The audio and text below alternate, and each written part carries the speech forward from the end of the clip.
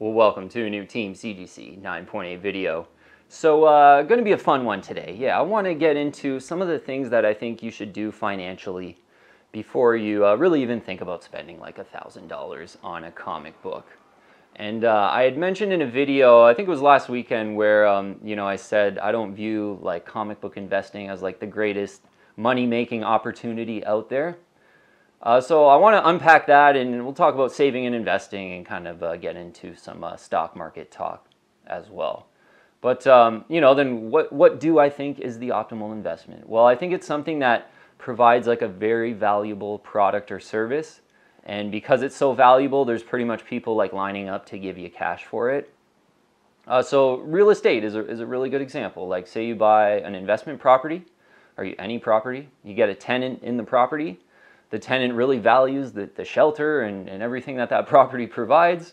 So they're willing to give you cash every month, consistently, pretty much perpetually.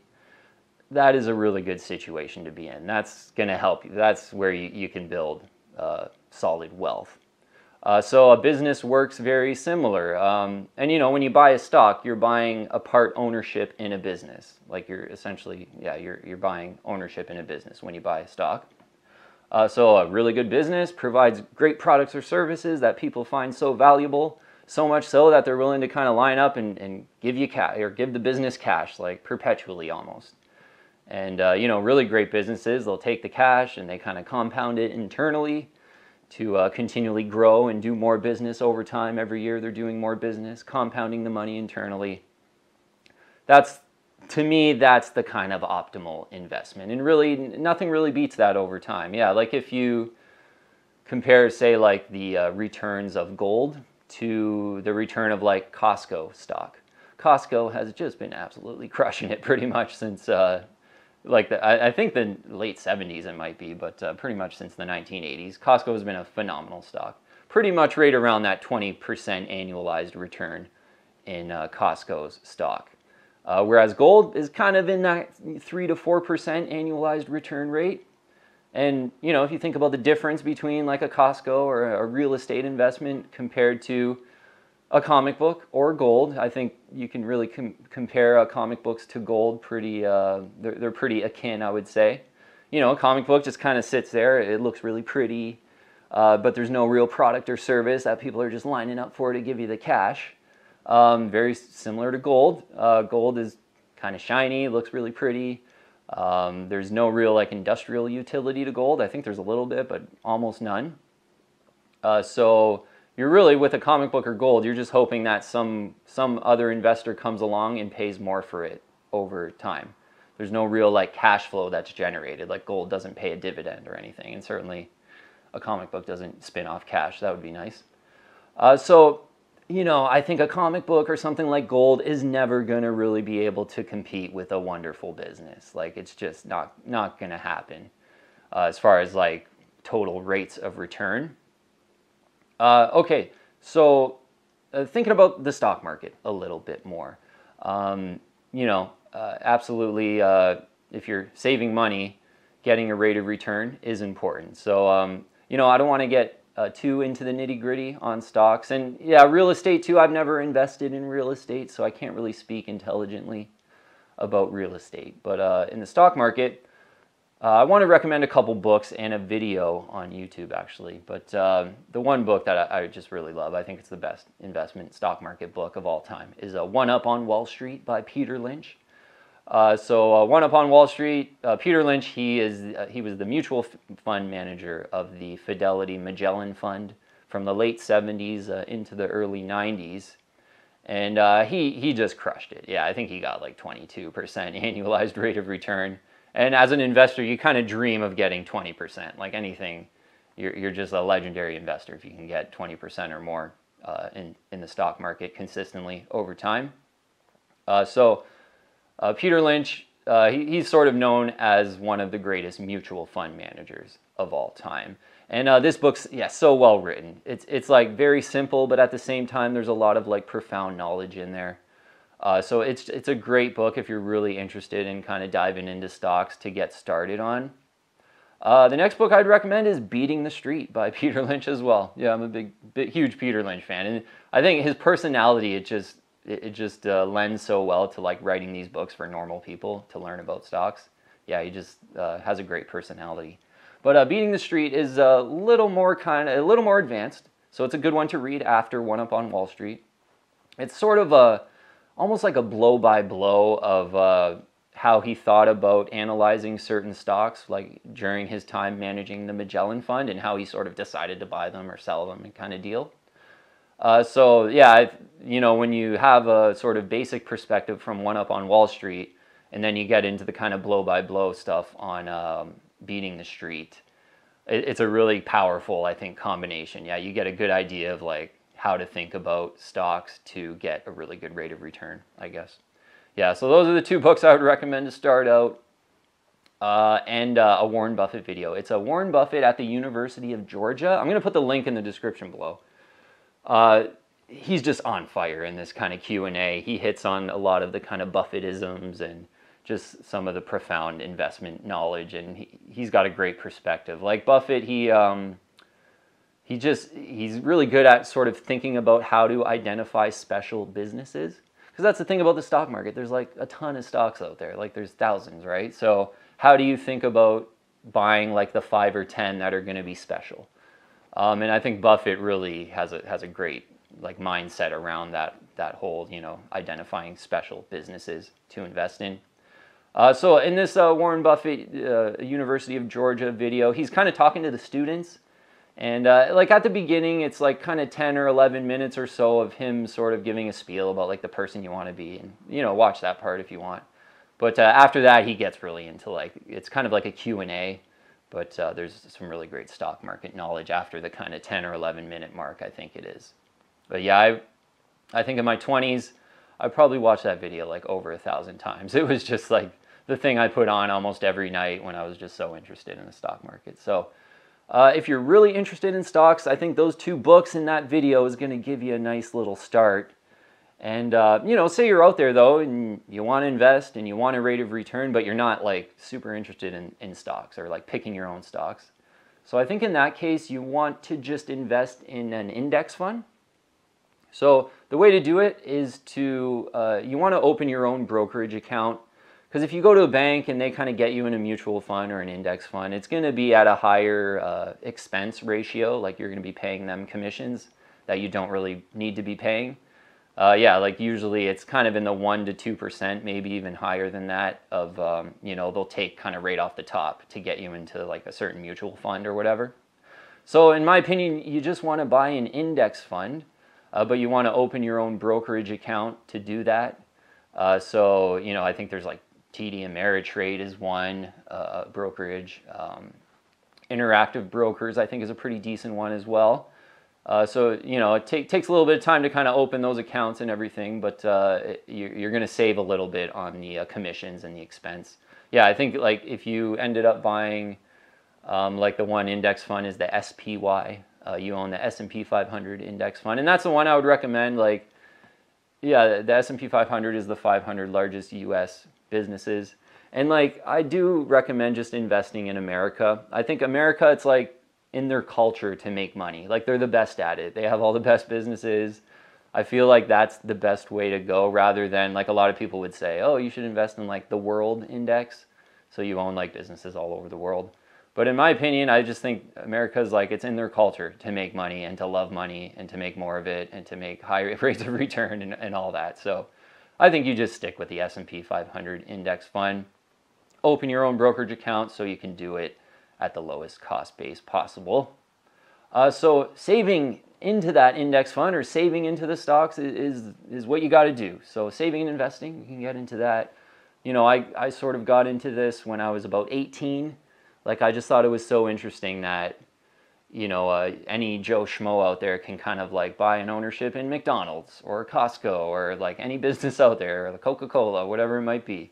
Like I just thought that was really cool. Like, wow, you could just kind of buy some stock and be an owner in Costco.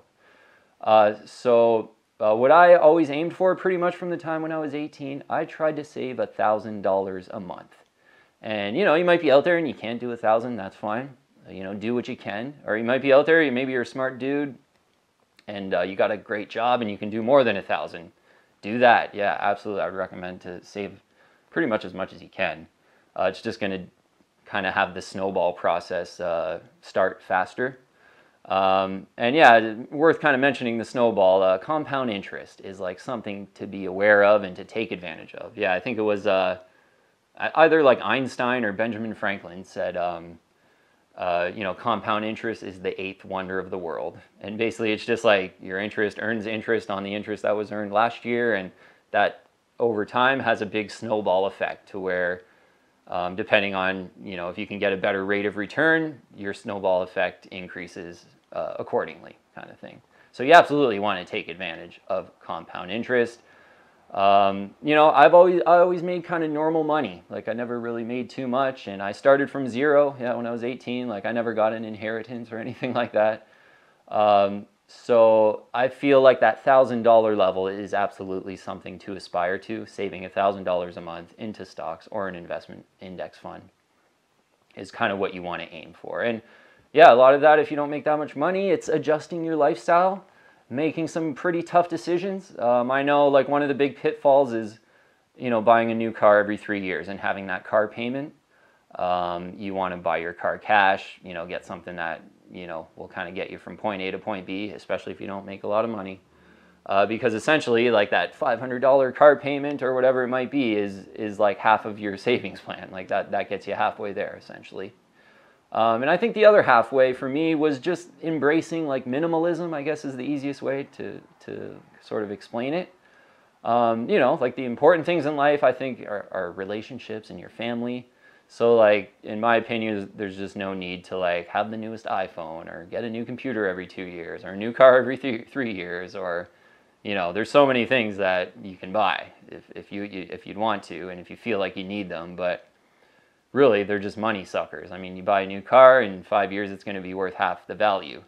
If you're building wealth, you don't want to buy anything that's going to be half the value in 5 years. That's basically, you're not going to build wealth that way. So yeah, you know what? I think that $1,000 per month level is kind of the aspiring amount of money that, I've talked about the 5-year rule on this channel before, where anything that's kind of tough and worth doing is probably going to take about 5 years of consistently doing it to really work out. And saving is really like that. Like at first you're like, oh, I'm saving a lot and it's kind of tough and I don't have a lot of money. But after 5 years, like the snowball effect kind of takes over, and depending on how good you are at getting a higher rate of return, it'll really take over. So, how does this relate to comic books? I think, you just want most of your investable assets to be in like actual solid, real investments, not comic books or not gold. Real investments to me, like I said, provide a very useful product and service. They generate a ton of cash every day, no matter what. It's reinvested. They grow every year. You just can't lose in that situation, and it's essentially proven with the facts. Like I said, like Costco is just absolutely, if you got into Costco in the 80s, you'd be a rich man right now. So that's the kind of situation you want to be in. You want to avoid sort of, having maybe 80 to 90% of your wealth in comic books, and then, something might happen in your life where you need some cash, and then you don't have the cash because you have all these illiquid comic books that you can't really sell quickly, and you just don't even want to be anywhere near that position. And you want to have the knowledge to know that, yeah, comic books are so cool, but they're not the most optimal investments, and it's in the math. It's in compound interest. Like, comic books don't really compound too much. And who knows, like, hey, like art, like classic art has done quite well, and maybe over time comic books will do about just as well. And certainly, an Amazing Fantasy 15 and, Hulk 181 have had great returns. But those are like the top comic books. But so if you sort of compared the top comic books to the S&P 500 return, it looks pretty good. Like you would go, oh, you know what? Like comic books are kind of beating the S&P 500. But if you compare the top comic books to the top stocks, like a Costco, or even like an Apple at this point, it's the largest company in the world, those kind of companies, the rate of return has absolutely trumped an Amazing Fantasy 15 or a Hulk 181 over time. So I guess the kind of big picture thing is you want to have most of your investable assets in real estate or in stocks, not in comic books. And you want to think of comic books as kind of like a gold to kind of, diversify your portfolio and, but not as your main investment asset because, yeah, they're just not the optimal investment in my opinion. So, yeah, I think, how you can sort of do this is, I think saving up for 5 years. And then at that point, maybe dipping your toes into some $1,000 or more comic books makes sense. After 5 years, if you saved $1,000 a month, you're going to have at least $50,000, hopefully a good rate of return, like 75,000 or something like that. Yeah, absolutely. At that point, you can start, picking off some $1,000 books and, some investable type of books. Another thing too to mention, like, just get rid of the debt completely. The sort of 20% credit card debt, that should be paid off every month. You shouldn't really have any consumer debt. That's all a part of like embracing minimalism. Like you don't really need a lot of stuff. So you just shouldn't be paying 20% on your debt at all, or even 10% on debt. Now your mortgage, absolutely, you got to have the mortgage debt and make sure you work hard and you make enough money to pay off your mortgage and do all your savings goals on top. That's the kind of situation you want to be in. Yeah, so you know what? I think the responsible way to get into this comic book investing is unfortunately kind of a long process, but it's a process. If you do it, it's so rewarding and it gives you so much freedom. I think that's the thing I like about it the best is just there's so much freedom to know that, if something happens, you got a pile of cash ready. You don't have to like stress about, like, imagine if you just had almost all your money in the comic books and maybe you had like $2,000, but like everything else was in comic books. Like if something happened in your life where you needed a couple thousand, that just puts you in a super stressful situation. And I just, wouldn't recommend that at all. Yeah, things worth doing, like even comic book investing is a pretty tough thing where you need quite a bit of money. Like you got to build up to them. You can't just go, oh my God, like I'm so interested in this. I only have $1,000. I'm going to buy a $900 9.8 and start my comic book investing journey. Like that's, I would not recommend doing that. So yeah, hopefully, yeah, you kind of know the difference between what I would say is an optimal investment with, real estate or really good business compared to like comic books or gold, which can diversify your portfolio, but should not be a huge part of your investable assets, in my opinion. Okay, I'm going to leave it at that for now. I think I kind of touched on most of the points that I wanted to, but yeah, if you're really interested in the stock market, check out those books, check out that video. And yeah, I never really invested in real estate, so I can't really speak intelligently on the real estate, but I'm sure there's some good books out there and some good resources if you wanted to go the real estate route. But yeah, just don't have those rose-colored glasses. Like comic books are great, but don't just think they're the best investments and, I'm going to put all my money into comic books.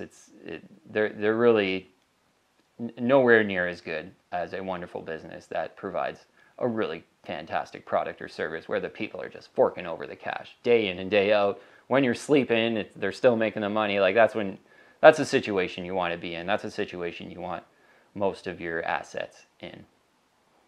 Okay, we'll leave it at that for now, though. Thanks for watching today. I'll see you on the next one.